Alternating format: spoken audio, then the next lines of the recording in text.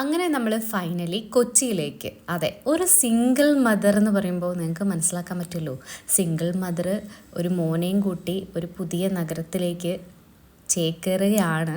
എന്തൊക്കെ ഉണ്ടാവും, എന്തൊക്കെ സംഭവിക്കും, എങ്ങനെ മാനേജ് ചെയ്യും ഒന്നും എനിക്കറിയില്ല. ഞാൻ ജസ്റ്റ് സാധനങ്ങളൊക്കെ പാക്ക് ചെയ്ത് ആനവനെയും കൂട്ടി കൊച്ചിയിലേക്ക് പോവാണ്. പിന്നെ എനിക്ക് അവിടെയുള്ള ഏക ആശ്വാസം എന്ന് പറഞ്ഞാൽ എൻ്റെ ഒരു ഫ്രണ്ട് ഉണ്ട്, ലച്ചു എന്ന് പറഞ്ഞിട്ട്. അപ്പോൾ അവളും ഞാനും കൂടിയാണ് നിൽക്കുന്നത്. അപ്പോൾ കുറേ കാര്യങ്ങൾ അങ്ങനെ മാനേജ് ചെയ്യാൻ പറ്റും എന്നുള്ളൊരു വിശ്വാസമുണ്ട്. നമ്മൾ നല്ല പാട്ടൊക്കെ പാടി എൻജോയ് ചെയ്താണ് പോകുന്നത്. ബാക്കിൽ ആനവൻ്റെ സൈക്കിൾ, നമ്മുടെ സാധനങ്ങൾ എല്ലാം ഉണ്ട്. അങ്ങനെ ഫൈനലി നമ്മൾ അമൃത സ്കൂളിലെത്തി. ആദ്യം നമുക്ക് അവിടെ അഡ്മിഷൻ എടുക്കണം. അവൻ താനൊരു അമൃതയിലായിരുന്നു. അപ്പോൾ അമൃത ടു അമൃത നമ്മൾ അവിടെ അഡ്മിഷൻ എടുക്കാൻ വേണ്ടി, കൊച്ചിയിലെ അമൃതയിൽ അഡ്മിഷൻ എടുക്കാൻ വേണ്ടി ഇരുന്നു. അഡ്മിഷൻ പ്രോസസ്സൊക്കെ ഫില്ലാക്കിക്കൊണ്ടിരിക്കുകയായിരുന്നു. അങ്ങനെ നമ്മൾ ആദ്യം പറഞ്ഞു അവിടെ ആനവന് ഒരു റിട്ടേൺ എക്സാം ഉണ്ടെന്ന്. പിന്നെ അമൃത ടു അമൃത ആയതുകൊണ്ട് അതിൻ്റെ ആവശ്യം ഉണ്ടായിരുന്നില്ല. അങ്ങനെ നമ്മൾ അഡ്മിഷനൊക്കെ എടുത്ത് എല്ലാം കഴിഞ്ഞു. ഇതൊക്കെയാണ് അവിടെ. അതിനകത്ത് ക്യാമ്പസ് ഉണ്ട്, പിന്നെ സ്കൂള് അപ്പുറത്ത് തന്നെ ഉണ്ട്, എല്ലാം അടുത്തടുത്താണ്. അത് കഴിഞ്ഞ് നമ്മൾ നേരെ ഫുഡ് കഴിക്കാൻ വേണ്ടി വന്നു.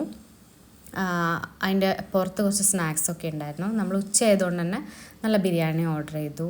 അങ്ങനെ ആനവ് ആ ബിരിയാണി കണ്ട ഹാപ്പിനെസ്സാണ് ആനവിൻ്റെ മുഖത്ത്. അങ്ങനെ അത് കഴിഞ്ഞ് നമ്മൾ നേരെ നമ്മുടെ അപ്പാർട്ട്മെൻറ്റിലേക്ക് പോവാണ്. എടപ്പള്ളിയാണ്. ഇത്തിരി ട്രാഫിക്കൊക്കെ ഉണ്ടായിരുന്നു. ഇതാണ് നമ്മുടെ അപ്പാർട്ട്മെൻറ്റ്. ലച്ചു അവിടെ ഇല്ല, ഇപ്പോൾ ഓഫീസിലായിരുന്നു. എന്തായാലും ബാ നമുക്ക് ഉള്ളിൽ കയറാം. അങ്ങനെ ഉള്ളിൽ കയറി നമ്മൾ സാധനങ്ങളൊക്കെ കുറച്ച് കുറച്ചായിട്ട് എടുത്ത് വെക്കാൻ പോവാണ്. ആനവന് ഫസ്റ്റ് തന്നെ അവൻ്റെ സൈക്കിൾ പുറത്തേക്ക് എടുക്കണം. അത് വലിയൊരു ടാസ്കും ആയിരുന്നു. അപ്പോൾ ആദ്യം ഞങ്ങൾ രണ്ടുപേരും കൂടി സൈക്കിൾ അങ്ങോട്ട് പുറത്തേക്ക് എടുത്ത് വെച്ചു. പിന്നെ സാധനങ്ങളൊക്കെ ഉള്ളിലേക്ക് കൊണ്ടുപോയി വെച്ചു.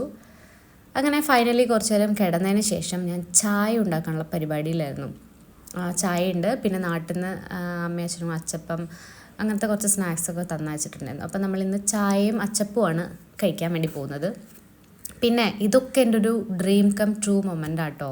എന്ന് വെച്ചാൽ പണ്ടൊക്കെ കുട്ടിക്കാലത്ത് ഞാൻ ഇങ്ങനെ ആഗ്രഹിക്കുകയായിരുന്നു, ഒരു കാർ വേണം, അത് ഡ്രൈവ് ചെയ്യണം, ലോങ് ഡ്രൈവ് പോകണം, ഷൂട്ടിന് അതിൽ പോകണം. അതുപോലെ കൊച്ചിയിലേക്ക് വരണം എന്ന് എനിക്കൊരു 4-5 വർഷമായിട്ടുള്ള, 4-5 അല്ല, 2-3 വർഷമായിട്ടുള്ള ആഗ്രഹം കേട്ടോ. കൊച്ചിയിൽ വരണം, സെറ്റിൽ ആവണം.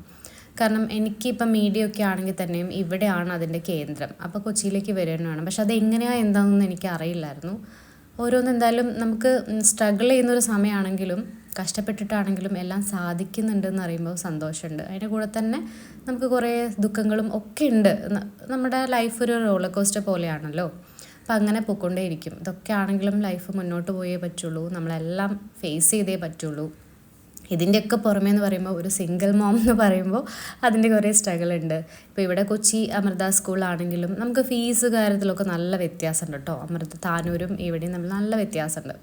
അപ്പം അങ്ങനെ കുറേ കാര്യങ്ങൾ മീറ്റ് ചെയ്യാനുണ്ട്.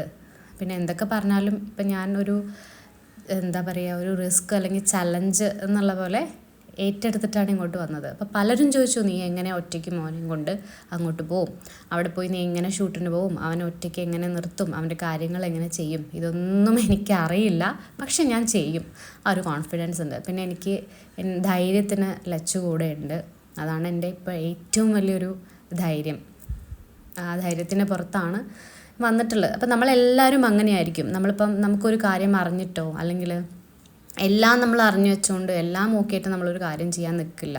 അല്ലെങ്കിൽ അങ്ങനെയല്ല വേണ്ടത്. നമുക്കൊരു കാര്യം ചെയ്യണമെന്ന ശക്തമായ ഉറച്ച തീരുമാനമുണ്ടെങ്കിൽ നമ്മൾ അതിനു വേണ്ടി പ്രയത്നിക്കണം, നമ്മൾ അതിനു വേണ്ടി ഇറങ്ങി പുറപ്പെടണം. അപ്പം എല്ലാം ആ ഒരു സമയത്ത് എല്ലാം നമ്മുടെ കയ്യിലേക്ക് എത്തിച്ചേരും, അല്ലെങ്കിൽ നമ്മൾ വിചാരിച്ച കാര്യങ്ങളൊക്കെ നടക്കും. അതാണ് എൻ്റെ ജീവിതത്തിൽ നിന്ന് ഞാൻ പഠിച്ചിട്ടുള്ള കാര്യം.